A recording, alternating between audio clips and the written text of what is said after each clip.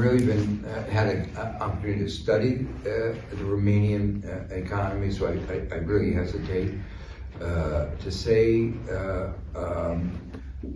very much. But let me just answer in very broad terms, country facing that similar problems.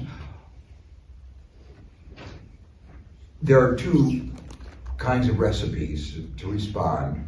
One that has a real record of failure, but where you will be under some pressure, is austerity.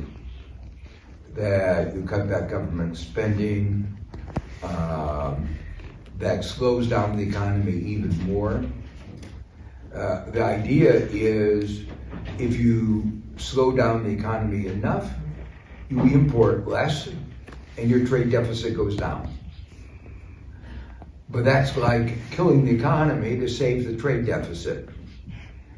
What you need to do really is more about thinking about how you can grow the economy and grow exports.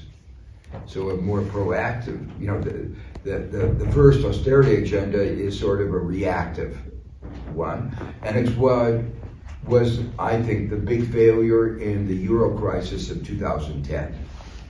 It was what Schauble, Germany, imposed on the countries that were facing the Euro crisis, Ireland, Portugal, Spain, Greece.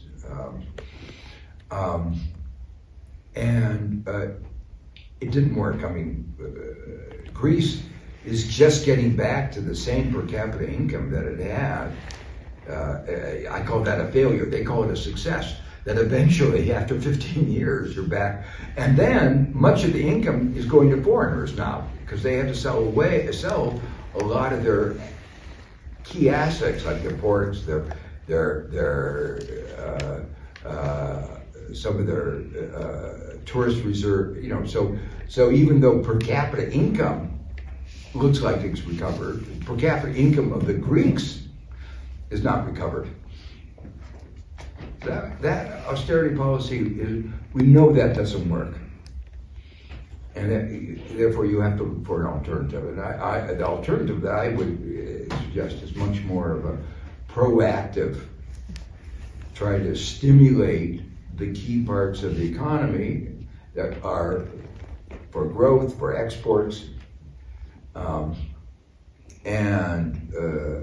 is a more positive agenda. At least that has a hope for the future.